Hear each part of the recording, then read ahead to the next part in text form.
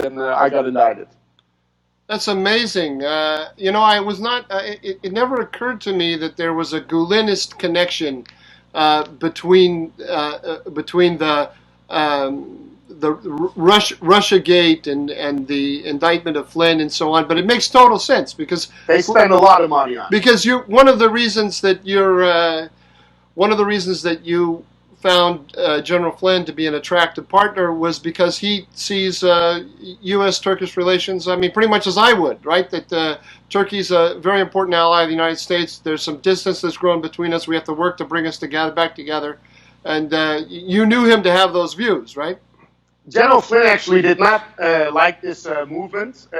He did not like the government of Turkey in the past because of their alignment with this movement. And originally, he did not understand that the coup was masterminded by this Islamist group. That's something I asked him to investigate. And there was no pre-agreed outcome of that investigation. And they made that very clear to me, Bijan as well. They said, you know, we want you to understand whether the government ends up hiring us or you hire us, you know, we're never going to come out with a pre-agreed conclusion. We're going to do honest research, and we're going to tell you our conclusions. And I think General Flynn was surprised, although he knew a little bit about them already, with how much money they were getting from the U.S. taxpayers, and how much they were integrated into the Clinton machine. And he ended up writing an article saying that Fethullah Gülen is a terrorist and should be treated as such. I did not necessarily I did not commission that article.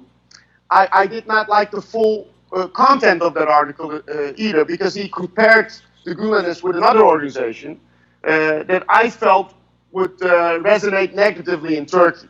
And because of my association with General Flynn, and clearly I told the Turkish government that I'm doing this work, and I think you should be doing it. I'm doing it now, but I think you should hire them for a longer contract, etc. I did not like the idea of Mike Flynn writing something that the government of Turkey would not like. But they made it very clear to me, Bijan, that this was the general's viewpoint. He's going to write this. He did send the article to me 2 days ahead of time. But he said you can suggest some technical corrections. So if there's something you think is technically wrong, you can say that. But the problem is the article was not technically wrong. It was right on target, and I told him this. And he went ahead and published this on election day.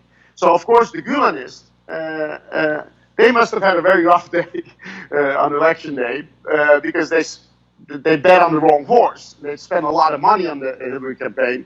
So imagine you're this Islamist imam sitting in the Poconos Mountains, you spend millions of dollars on Hillary Clinton winning, and you wake up with an article from someone very close to the counter candidate that says you're a terrorist.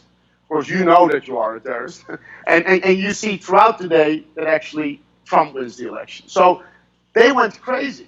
They went crazy, and they immediately started fueling. And this organization is very well known for spending money on PR.